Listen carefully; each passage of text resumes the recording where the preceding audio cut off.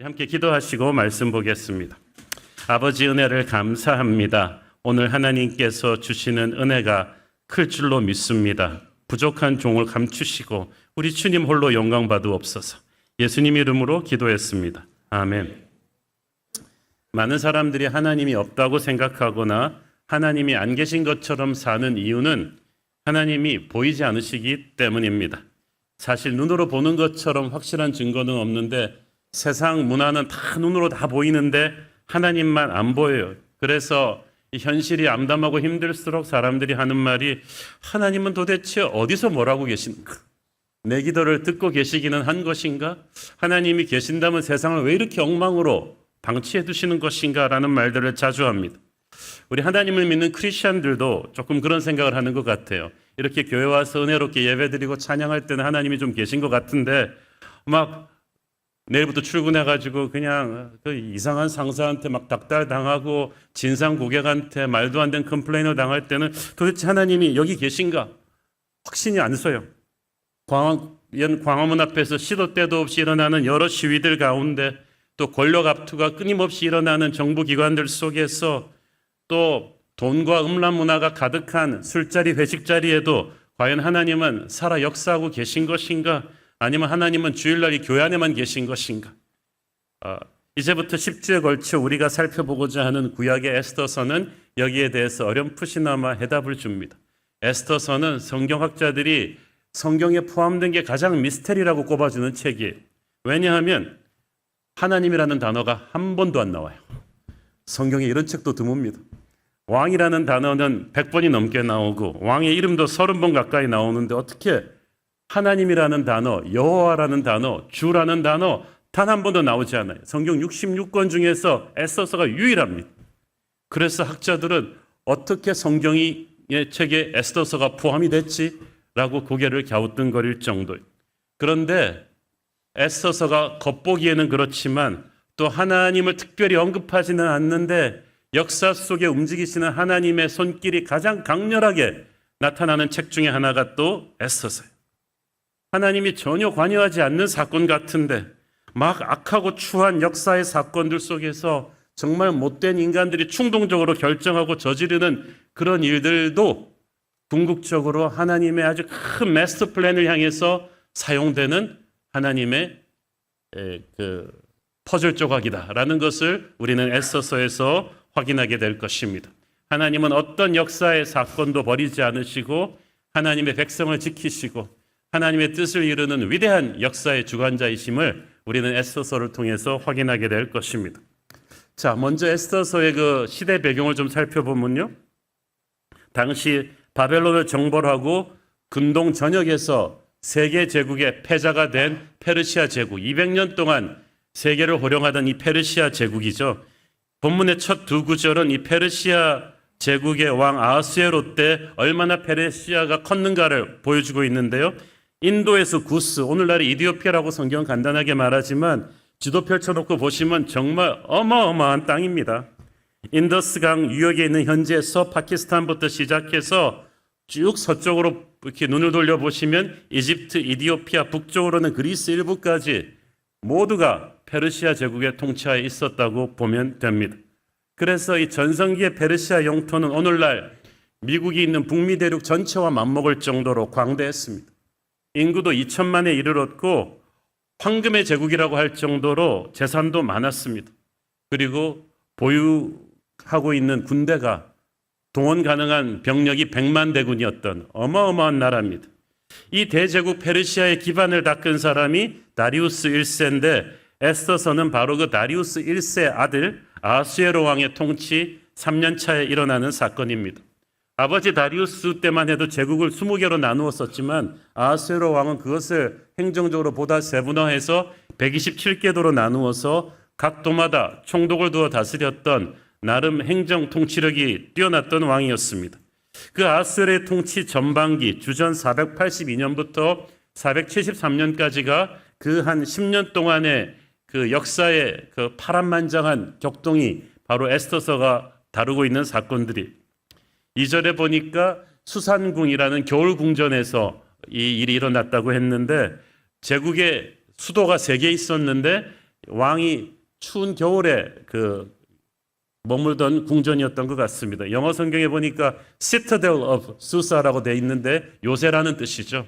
아주 방위 체제가 잘 갖춰진 곳인데 거기서 아하수에로 왕이 모든 제국의 총독들과 고위 관리들을 초청해서 무려 180일 동안 잔치를 베풀었습니다. 6개월입니다, 여러분. 반년 내내 매일 잔치를 한 거예요. 이 정도 잔치를 하는 제국이 얼마나 많았겠습니까? 이때 초청된 인원이 어림잡아 VIP가 한 15,000명 정도였다고 합니다. 이 15,000명을 초대해서 최특급 시설에 요즘으로 말하면 신라 하얏트 호텔 같은데 투숙시키고 그 다음에 그 수준의 사내 진미를 대접하면서 6개월을 했으니까 얼마나 이게 어마어마한 국가적인 행사였는지를 알 수가 있죠. 성경에는 나와 있지 않지만 이 어마어마한 잔치를 그냥 벌인 것이 아니고 아하수에로 왕의 무서운 정치적인 의도가 숨어 있는 잔치입니다. 이 페르시아가 대제국이었지만 사람의 욕심이 끝이 없다고 페르시아가 진정한 세계의 패자가 되려면 아직까지 무릎 꿇지 않은 단 하나의 오만한 나라 그리스를 바다 건너 그리스를 항복시켜야 된다는 생각이 있었어요. 그런데 안타깝게도 자기 아버지 다리우스 1세 때 그리스로 진격했던 페르시아의 대군이 유명한 마라톤 전투에서 참패를 당하죠. 여러분 한 번도 져본 적이 없는 사람이 지니까 그것도 병력이 상대가 안 되는 적에게 지니까 너무 자존심에 상처를 입고 아버지가 그냥 화병에 걸려가지고 몇 년 있다가 세상을 떠났어요. 그러면서 우리 사극에 보면 나오듯이 아들아 아비의 못다한 한을 풀어다 저 바다 건너 그리스를 그러면서 그렇게 하신 거죠. 그러니까 이 아들 아하수에로가 이제 왕이 돼가지고 아버지의 못다한 한을 풀어드리리라. 그래서 아버지 때보다도 훨씬 더 확실하게 나는 준비하겠다. 듣도 보도 못한 어마어마한 대군을 수백 척의 함대에 싣고 가서 저 그리스를 오만한 그리스를 완전히 초토화시키고 다시는 세계 그 누구도 페르시아에 대항할 꿈도 못 꾸게 할 것이다. 이를 준비하기 위해서 바로 이 잔치가 시작된 거예요. 그러기 위해서는 페르시아 전역의 병력과 물자를 동원해야 되니까 페르시아 전역의 총독과 귀족들의 협조가 굉장히 중요했겠죠.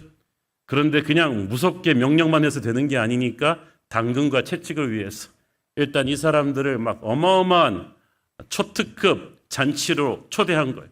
그 잔치 자리를 여러분 소개한 거 쭉 보셨지만 듣도 보도 못한 사내 진미에다가 왕궁의 장식과 위엄을 보여줘가지고 야 내가 이런 나라의 VIP구나. 내가 왕의 손님이구나. 이런 나라에서 나를 이렇게 총애해주는 왕을 위해서 뭐든지 해야겠다는 생각을 좀 불러일으키려는 거였어요. 6개월 동안 한꺼번에 전국의 총독들을 불러오면 안보 공백이 생기니까 아마 로테이션으로 했겠죠. 그래서 정말 이 왕은 이 사람들을 어떻게 이 허영심을 자극할지를 알고 있었던 것 같아요. 그리고 5절을 보니까 이 고위층들을 위한 이 6개월의 잔치가 끝난 뒤에는 나머지 또 일반 백성들을 위해서 7일간의 잔치를 또 엽니다. 가만 보니까 아하수에로 왕이 정말 똑똑한 사람이에요. 아무리 힘없는 백성이지만 높으신 양반들끼리만 6개월 내내 흥청망청 잔치를 하니까 막 백성들의 심기가 불편했겠죠. 다 자기들이 낸 세금 가지고 저러는 거 아닌가 싶어서. 그런데 사실 이 큰 전쟁을 치르려면 나가서 싸워야 될 건 백성들의 자식들이거든요. 그들의 세금이거든요. 그러니까 왕이 안 되겠다 싶어서 이번에는 백성들을 위해서 또한 7일 동안에 그냥 또 어마어마한 잔치를 해줍니다. 끝도 없이 먹고 마시게끔. 그러니까 막 백성들은 순진했고 막 감격하죠. 폐하의 은혜가 하회와 같사옵니다. 그러는데 다 자기들이 낸 세금인데도 말이죠. 막 좋아하고 조금 있으면 그 왕이 자신들의 자식들을 군대로 끌어가고 자신들의 식량을 가지고 이 전쟁을 치를 것인데 여러분 이게 세상 권력의 실체입니다. 권력은 철저하게 우리를 이용하죠. 그래서 이용하기 전에 당근을 주는 거예요. 그래서 권력자들 유명한 사람들의 모임에 초대받는 거 너무 좋아하지 마세요. 그분들 옆에 가서 셀카 찍고 뭐 헤드 테이블에 앉고 악수 몇 번 하고 그리고 그 사진 막 집에 와서 막 갑옷처럼 보관하고 이런 그거 하지 마세요.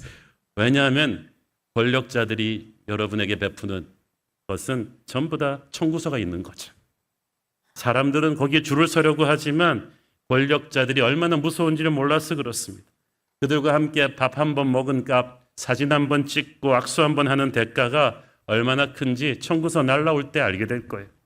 그러므로 세상 권력도 하나님이 허락하신 것이기 때문에 우리가 무시하면 안 되고 존중해 줘야 되지만 권력에 대해서 환상을 가져서는 안 된다는 거예요. 정권 바뀌면 또 뒤돌아서 해야 되거든요. 아하스웨로 왕은 정말 대제국의 왕이라는 교만에 도취되어 가지고 엄청나게 잔치를 열고 전쟁 준비를 했는데 사실은 안 해도 되는 전쟁을 한 거예요. 그리스는 병력은 작았지만 자기의 고향을 지키기 위해서 목숨을 건 사람들이었고 지금 러시아와 우크라이나 비슷한 거예요. 인구나 모든 게 압도적이었지만 이들의 교만과 정복력은 결국 허무하게 끝나게 됩니다. 얼마 후 벌어지게 될 그리스 침공 전쟁에서 페르시아 해군은 살라미스 해전에서 그리스 함대에게 아주 참패를 당하고 그 다음에 육지의 전투에서도 무너지죠. 여러분 유명한 영화 300 아시죠? 스파르타의 300용사가 좁은 채널에서 페르시아의 100만 대군을 맞았었다는 그 전설 같은 전투가 일어난 것도 이쯤이에요. 그리스의 목숨을 건 항전에 페르시아는 무참하게 패배하고 수십만의 대군을 제물로 바치고 물러나게 됐죠. 아하스웨로 왕의 이 교만은 그렇게 부서진 거예요. 잠언 16장 18절을 보십시오.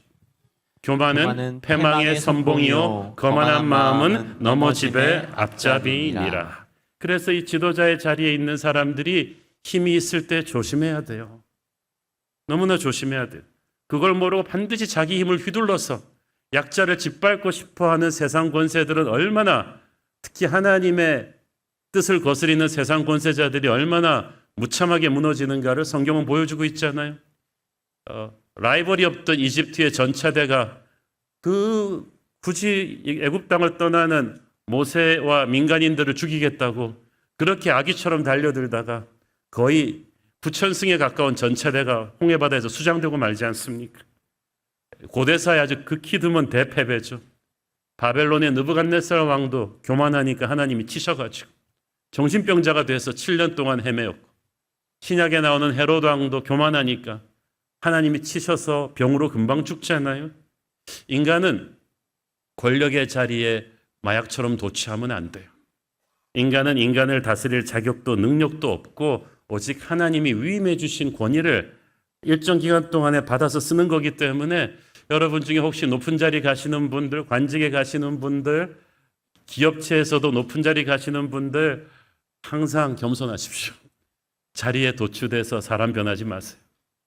제가 아는 목사님이 수년 전 얘기인데 청와대에서 물러난 지 얼마 안 되는 전 대통령 위로 신방을 갔다 오셨어요. 그래서 그분이 어떠셨어요? 요즘 그랬더니 목사님 그 양반 눈빛이 선해졌어요. 자리에서 내려오니까 눈빛이 선해졌다는 거야. 그런데 제가 그 말이 무슨 말인지를 알아요. 대통령은 아니었다고 해도 전직 장관이나 또 기업체 이렇게 전문 경영인 하다가 물러나신 분들 다 보면은 자리에서 물러나니까 눈빛이 선해져요. 본인은 모르는 것 같아요. 눈빛이 선해지는 게 왜 그런가? 권력이라는 자리가 마귀가 거기를 이용해 가지고 우리를 교만하게 하고 강팍하게 하고 분별력을 잃게 하는 뭔가가 있다는 거죠. 지금 아하스웨로 왕도 그랬어요. 영원한 우리의 왕 대신 예수님은 얼마나 이 아하스웨로 왕과 다르십니까? 아하스웨로는 화려한 왕궁과 산의 진미를 가지고 자기의 위엄을 자랑했지만 예수님은 하나님의 아들이시면서도 베들레헴의 말구에 태어나셔서 우리를 섬겨주셨습니다. 아하스웨로는 화려한 잔치로 백성들을 죽음으로 몰고 갔지만 예수님은 영원한 천국 잔치로 우리를 데려가기 위해서 자신의 목숨을 갈보리에서 내어놓으셨습니다. 아하스웨로는 자기 백성들 보고 자기를 위해 죽으라고 했지만 예수님은 우리를 위해 죽으셨어요. 그래서 우리 주님은 세상의 그 어떤 왕보다 귀한 왕이신 줄로 믿습니다. 우리는 그 주님에게 인생을 바친 하늘나라 백성인 줄로 믿습니다. 자, 어쨌든 다시 시간을 돌려서 이 화려한 잔치의 끝부분에 뜻밖의 사건이 일어나요. 연회석상에서 크게 주웅이 오른 왕이 갑자기 엉뚱한 생각을 했어요. 야, 이 많은 부하들 앞에서 왕후 와스디의 미모를 한번 자랑하리라. 그래가지고 아무 생각 없이 비서를 보내서 왕후 좀 나오라고 해라. 나의 뜻을 전하라. 그런데 이때 왕후 와스디가 뭐하고 있었나요? 여인들을 위해서 따로 잔치를 베풀고 있었어요. 그 당시 고대 페르시아에서는 남존여비 사상이 강해서 부부가 동석해서 연애를 갖지 않았어요. 술자리에 나와서 남자들 옆에 앉아있는 여인들은 정부인들이 아니라 기생이나 노예들이었어요. 그런 법도가 페르시아에는 있는데 왕이 아무 생각 없이 그걸 깨버리고 야야 왕후 좀 나오라 그래라. 술김에 그걸 시킨 거죠. 왕이 술에 취해서 분별력을 잃지 않았다면 절대 해서는 안 돼. 무례한 요구를 한 거죠. 그 오만한 마음에 분별력을 잃은 거예요. 여러분 아직도 술 못 끊고 있는 분들 잘 들으세요. 잠언 20장 1절을 보세요. 포도주는 거만하게 하는 것이요 독주는 떠들게 하는 것이라. 이에 미혹되는 자마다 지혜가 없느니라. 무슨 말이에요? 바보가 된다는 말이죠. 분별력이 없다는 거죠.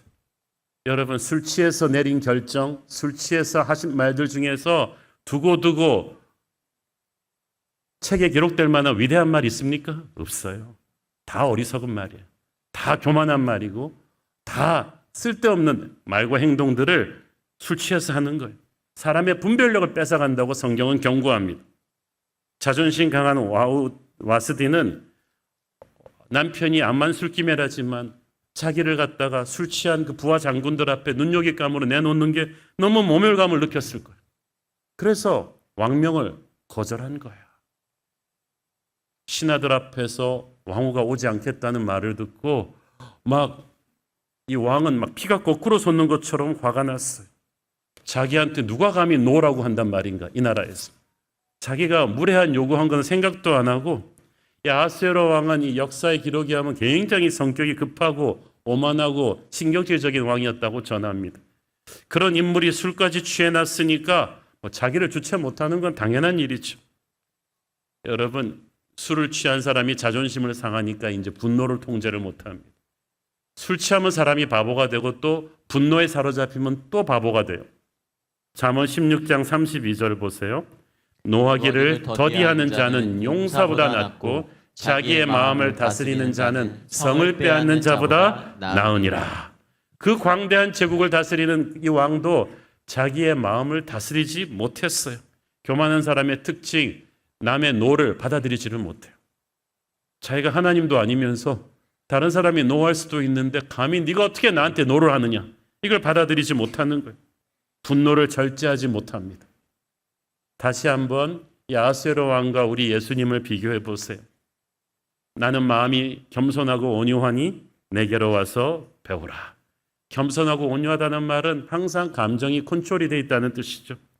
주님은 많은 억울한 일을 당하시고 많은 고난과 역경을 당하셨지만 그렇게 무분별한 분노를 폭발하신 적이 한 번도 없으셨어요. 무례한 사람들이 수없이 그를 거절할 때도, 저와 여러분이 그의 초대를 거절했을 때도 주님은 기다려주시고 인내해 주셨지. 교만해서 분별력을 잃어버린 자는 성급합니다. 진노한 왕은 기다리지 않았어요. 그 자리에서 복수의 칼을 빼들었습니다.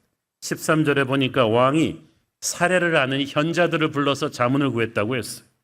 페르시아에는 왕의 자문관 팀이 있었어요. 중요한 국가 운영 결정을 할 때 자문하는 최고 7명으로 구성된 두뇌 집단인데 성경은 이들을 와이즈맨, 현자라고 표현했습니다.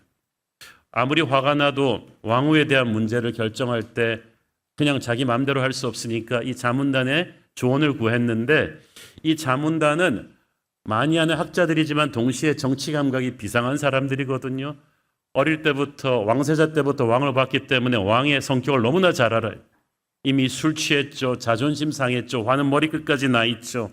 이런 왕이 마음속에 이미 어떤 결론을 내려놨는지 다 알고 있는데 거기다가 왕이 기분 상할 조언을 할 수가 없어요. 왜냐하면 페르시아의 왕은 직결 처분권이 있어서 자기 마음에 안 드는 신하를 그 자리에서 죽일 수도 있는 사람이거든요. 그래서 가장 눈치 빠른 무무간이라는 사람이 척 나서서 왕이 꼭 듣고 싶어하는 정말 명분을 딱 만들어주죠. 왕이시여. 화내실만 합니다. 이렇게 남편의 말을 무시하는 부인을 그대로 놔두면 앞으로 온 나라의 여자들이 남편 권위를 우습게 할 것입니다. 그럼 앞으로 우리가 어떻게 살겠습니까? 그래서 일벌백계 하셔야 됩니다. 왕후의 위를 폐하셔야 됩니다. 그러면 모든 제국의 여인들이 남편 무서운 줄을 알 것이고 그래야 나라 질서가 잡힐 것입니다. 참 이 왕과 왕후의 술 취한 왕과 왕후의 문제를 단순한 부부간의 불화로 보는 게 아니라 이걸 막 국가 전체의 질서를 붕괴시키는 사건으로 막 비약시킨 거지. 사실 이거는 좀 지나친 비약이죠. 와스디가 평소에 남편한테 불순종하고 그렇다는 기록도 없고 사실 술 취한 남편이 몰상식한 요구를 한 것인데 그런 건 다 쫙 편집해버리고 이거는 그냥 국가 질서를 흔드는 일이다. 그래서 왕에게 명분을 실어준 거죠. 갑자기 이제 일이 커졌어요.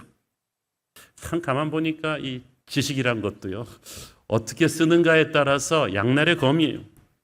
오만한 이 권력자의 마음에 딱 어필하는 명분을 만들어 주었습니다. 사실 아무리 왕이 술 취하고 화가 나 있다 할지라도 신하들이 조금 왕의 감정을 가라앉히고 시선을 딴 데로 돌리면서 이렇게 했더라면 왕의 분노를 누그러뜨릴 수도 있었어요. 이를 이렇게 키울 일이 아니에요. 그런데 취중에 벌어진 이 사건을 이렇게 큰 사건으로 키워서 된 것은 사실은 궁중의 신하들과 왕후 간에 보이지 않는 권력 다툼도 있었다고 합니다. 이 왕후 와스디가 보통 카리스마 있는 여인이 아니었다는 거예요. 그래서 평소 왕후의 정치적인 영향력에 반감을 가진 신하들이 많았는데 이 오늘 조언한 무무간이 그중 대표적인 인물이었다는 거죠. 그래서 이 왕후가 실수한 이 기회를 이거는 천우신조라고 생각해서 이걸 크게 확대시킨 거죠. 세상의 정치란 게 좀 그렇습니다. 이렇게 체계적으로 이렇게 진행된다기보다는 보통 이렇게 평소에 쌓인 앙금이 어떤 우연찮은 계기에 폭발하는 경우가 굉장히 많거든요. 그래서 이 순식간에 단 몇 시간 만에 모든 여인들의 위에 있던 왕후가 폐위당해 버렸어요. 여기서 우리는 세상 권력이 얼마나 허무한가, 얼마나 불안전하고 불안한 것인가를 볼 수가 있죠. 왕후가 간택되는 과정은 1년 가까이 걸린 아주 까다로운 과정인데 추락하는 건 딱 몇 시간이었어요. 왕후 와스디는 정말 청천벽력이 따로 없습니다. 자기는 그냥 술 취한 남편의 몰상식한 명령을 거절한 것뿐인데 일이 이렇게까지 커질 줄은 몰랐을 거예요. 오히려 남편이 술 깨고 나서 자기한테 사과할 줄 알았는데 몇 시간 만에 자기의 운명이 이렇게 곤두박질 칠 줄 누가 알았겠습니까? 그 당시 폐위된 왕후의 운명은 처참하죠. 아주 차가운 외지로 보내져서 쓸쓸하게 인생을 살아야 했고 주변에 그토록 많았던 사람들이 순식간에 다 사라져 버렸어요. 여러분, 세상 권세가 이렇게 허무합니다. 이해할 수 없는 억울한 이유로 순식간에 모든 걸 다 잃을 수 있는 게 세상 권세이기 때문에 다시 말씀드리지만 세상 힘 있는 자들에게 너무 줄 서지 마십시오. 너무 믿지 마세요. 그 사람들과 친분이 있다고 너무 자랑하고 다니지 마세요. 하루아침에 이게 어떻게 될지 모르거든요. 변함없이 우리를 붙드시는 하나님한테만 줄 서시기 바랍니다. 그뿐이 아닙니다. 아수르 왕의 신하들이 22절을 보면 여기다 한술 더 떠갖고 왕이시여 이참에 제국의 모든 남편들이 그 집을 주관하게 하고 안 그래도 남존여비 사상이 강한 나라에 남편의 권위를 확실하게 두고 자기 민족의 언어대로 말하게 하소서. 이 말은 무슨 말이냐면 페르시아 제국이 크기 때문에 여러 언어를 갖고 있었어요. 그래서 인도 쪽에서 온 사람 인도어, 아랍어 다 섞어서 썼고 우리나라도 보면 국제 결혼하신 분들 보면은 집에서 영어 쓰기도 하고 한국말 쓰기도 하잖아요. 편한 대로. 그런데 앞으로 그렇게 하지 말자는 거죠. 아내는 무조건 남편의 언어를 따라 말하게 합시다. 정말 왕후를 폐위시킬 명분을 만들자니까 말도 안 되는 남존여비 정책을 또 확고하게 붙잡아 놓은 거죠. 세상 법이라는 게 이렇게 아무 이해가 안 되는 비상식적인 과정을 통해 만들어지기도 해요. 자, 이렇게 해서 왕후가 폐위가 돼요. 그리고 이렇게 해서 공백이 된 자리를 다음 주부터 우리의 주인공 에스더가 메우게 되는 거죠. 자, 그렇다면 이 혼란스러운 아침 KBS 아침 막장 드라마 같은 이 세상 역사는 왜 성경에 있는가? 이걸 가지고 우리가 큐티를 어떻게 할 것인가? 도대체 하나님의 백성들과 무슨 상관이 있는가? 지금까지 봐서는 잘 모르겠죠, 그렇죠? 에스더서가 에스라 느헤미야 시대와 비슷한 페르시아 제국 시대의 이스라엘 민족의 역사인데, 이때는 이스라엘이 나라가 망해가지고 바벨론으로 페르시아로 포로로 끌려갔다가 이제 돌아오는 시대예요. 그래서 그때는 많은 사람들이 도대체 이때도 하나님이 이스라엘과 함께하고 계셨는가를 묻던 때죠. 특히 에스더서가 일어난 타이밍은 그렇게 포로로 잡혀온 사람들이 이스라엘로 돌아가는 게 1차 포로교환이 있었고 2차 포로교환이 있었는데, 1차 포로교환으로 사람들이 먼저 가서 성전도 세우고 이제 언약 공동체로 다시금 위상을 회복하던 때가 좀 지나고 나서 생긴 게 에스더서 사건이에요. 그러니까 어떻게 되겠어요? 1차 포로교환 때 못 돌아가고 어쩔 수 없이 페르시아에 남아있던 사람들은 자기들은 버림받은 사람들 같은 느낌이 드는 거예요. 예루살렘으로 돌아간 귀한 자들만 하나님의 뜻 안에 있고 자신들은 하나님이 버린 것이 아닌가 하는 생각을 많이 하게 되었어요. 그런데 에스더서가 그게 아니라는 걸 보여주죠. 이제 에스더서 2장 이후로 가면 알게 되겠지만, 오늘의 이 사건으로부터 한 10년 뒤에 어마어마한 먹구름이 유대인들에게 몰려오죠. 페르시아 제국 내의 권력자 하만이 모든 제국 내 유대인들을 몰살시키려는 무시무시한 음모를 진행시킵니다. 그런데 그 하만의 음모가 있기 10년 전에 오늘 이 수상궁에서 왕후 와스디가 반나절 만에 폐위됨으로 말미암아 하나님의 사람 에스더가 그 공백을 메꿀 수 있는 계기가 만들어진 거예요. 그러니까 여러분, 하나님의 백성을 몰살시키려는 사탄의 계획이 10년 뒤에 오는데, 하나님은 한 수 앞서서 그 사탄의 계획을 무마시킬 놀라운 플랜을 준비하고 계셨던 거죠. 에스더서 1장은 이 하나님의 놀라운 구속 드라마를 위해서 하나님께서 이 말도 안 되는 페르시아 권력층의 심장부의 역사를 어떻게 준비하셨는가를 보여주는 거예요. 이런 구속자적인 시각이 없이 오늘 같은 스토리를 읽으면 얼마나 혼란스러워요.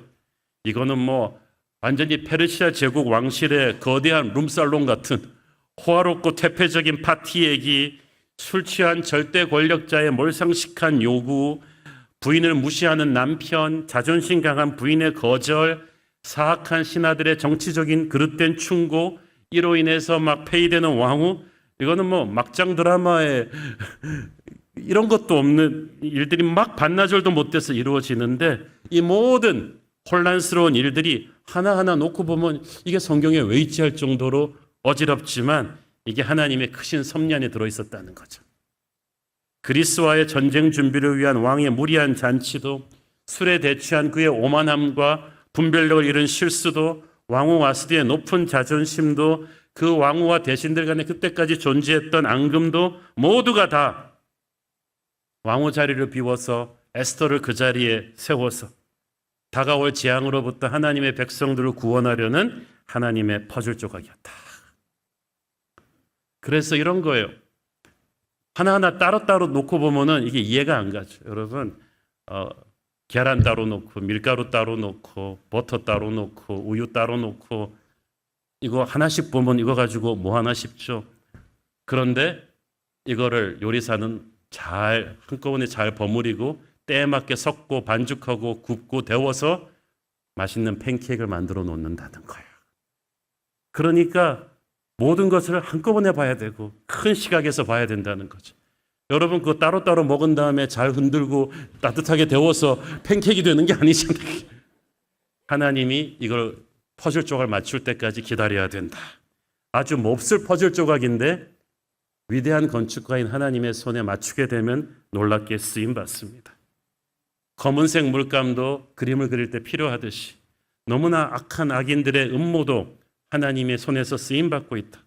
특히 에스더가 무대에 등장하기 4년 전에 있었던 일이에요. 이거는 역사의 주관자이신 하나님께서 에스더가 등장하기 전에 그녀가 가장 잘 쓰임받을 수 있는 셋업을 하신 거예요.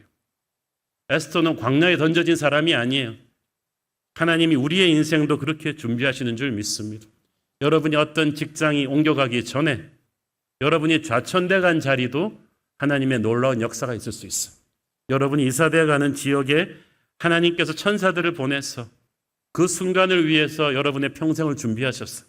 그곳의 상황들을 준비하고 계세요. 그래서 하나님의 사랑이 웨이스트가 되지 않도록, 낭비되지 않도록 정말 필요한 때와 장소와 무대에 딱 맞추셔서 우리가 쓰임받게 하시는 줄 믿습니다. 그래서 우리의 미래가 안개 같아도 우리가 다 이해할 필요는 없어요. 나를 잘 아시는 신실하신 하나님의 큰 그림이 있을 것이다. 그것을 믿고 안심하고 담대하게 나가면 되는 줄 믿습니다. 우리가 우리 자신을 보고 세계 역사를 볼 때 그런 시각으로 봐야 돼요.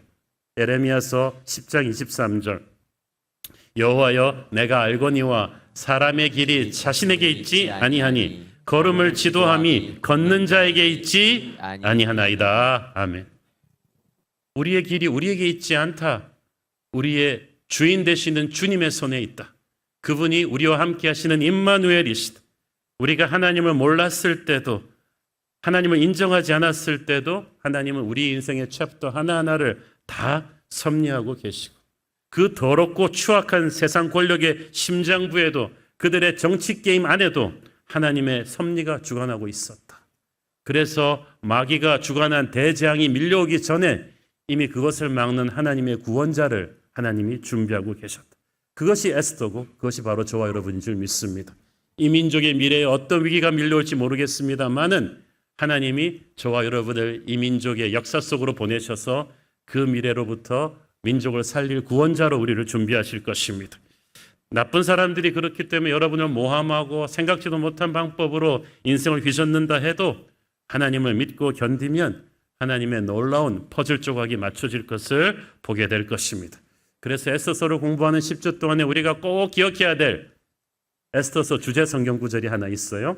로마서 8장 28절 우리가 알거니와 하나님을 사랑하는 자 곧 그의 뜻대로 부르심을 입은 자들에게는 모든 것이 합력하여 선을 이루느니라. 모든 것이 합력해서 좋은 일, 나쁜 일, 슬픈 일, 여러분을 힘들게 하는 진상 고객, 까다로운 상사 그 모든 것이 합력해서 그 정말 그 술자리에서 난무하는 정치 게임 이런 것도 다 합력해서 반드시 하나님이 선을 이루실 것이다.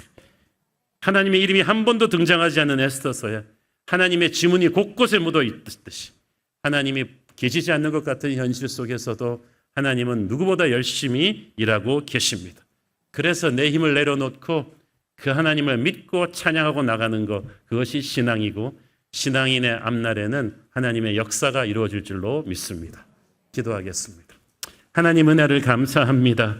하나님의 이름이 등장하지 않는 에스더서지만 역사의 저변에서 누구보다 열심히 일하고 계시는 하나님을 믿습니다. 우리의 인생이 혼란스럽고 힘들어도 주님을 믿고 갑니다. 우리와 함께하여 주옵소서. 예수님 이름으로 기도했습니다. 아멘.